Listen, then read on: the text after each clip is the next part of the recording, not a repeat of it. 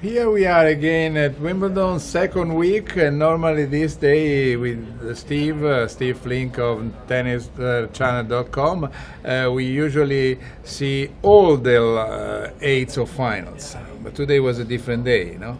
You're right. We're accustomed to having the entire round of 16, but we got a little behind because of the rain on Saturday, and we had more rain today, so we did very well to get four men through to the quarterfinals. So we're going to start with the men? Yes, and the four men going to the quarters of finals, they all won in straight sets. Djokovic beat Tsonga 6-3, 6-4, 7-6.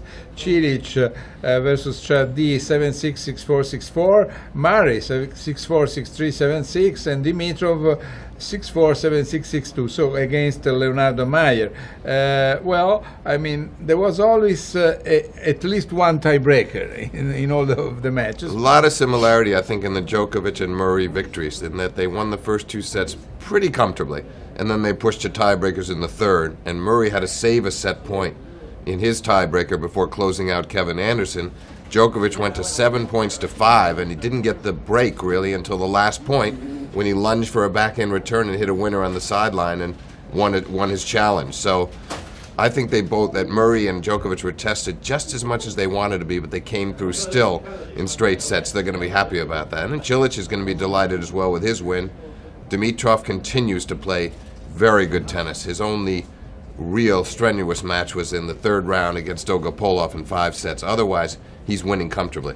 Yes, he said that versus Murray he is confident enough because he thinks all the pressure will be on Murray. Murray is the winner of last Wimbledon.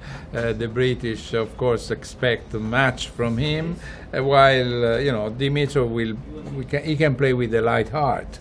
He's right about that. But then the question becomes, okay, if he is serving for the first set and it's 5-4, 30 all, does he have the belief then? If they're in a tie break and he's up a mini break, same kind of thing. I think the pressure shifts once he gets into some kind of a winning position. Yeah. I still like Murray to win that match. It was a bad day for United States tennis because for the first time since I think 1911 or 12, I mean you have no more men and no more women in the last 16, and that is unbelievable. More than 100 years. You had to bring that up. Was that necessary? Well, I remember, Steve, when 42 Americans were in the top 100. Right. No, those days are long over. The pity for the Americans today, more than anything, was John Isner. Losing to Feliciano Lopez, wins a tiebreak in the first set, loses 2 tiebreaks after that, and goes down 7-5 in the fourth, despite 52 aces.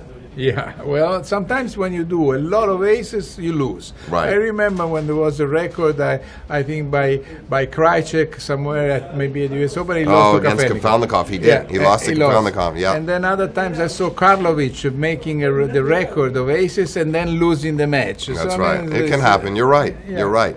And then we had Nishikori beating Bolelli. Bolelli, of course, is a bad news for the Italian tennis because he was the last survivor. And when they were playing the fourth set, he had many chances to break, and it was 5 times 2 points far from winning. And today they played only 4 games, 22 minutes, and that was it. With all due respect, and nothing against your countrymen, but I think it's a more interesting match to see Nishikori and Raonic tomorrow. Yeah. That will be very interesting. I would say that Nishikori is the favorite. Then we'll see. Because Raonic lost only 9 points on his serve when he played the other match, the last match. No, he's serving very well. Yeah. So just a very quick thing on the Bouchard beating Cornet and taking sort of revenge, because I mean, if you think Cornet had beaten Serena Williams, Bouchard beat Alice Cornet, and that was. She was better on the big points. The tiebreak went back and forth. She had a 4-1 lead. She went down 5-4, and then she won 3 straight points to win the tiebreak. That was the critical part of the match. Then she came through in 7-5 in the second set. She's a great big point player, one of the toughest competitors in women's tennis that I've ever seen. All right. Well, then I think we should remember just that the quarters of final have been reached by Safarova, Makarova, Kvitova, and Zavlova. So a lot of over in this. So 4 overs. Absolutely. Okay. And of course, lost with Wozniacki, and Radwanska was seed number 4, and so number 1, number 2, number 4 are out. The only one still in is Simona Halep, number 3. She has to play Diaz. And Radwanska losing 3 in love to Makarova. I couldn't believe that score. It's inexplicable. Well, we will try to explain some other things tomorrow, Steve. So bye-bye from tonight from Wimbledon. See you tomorrow.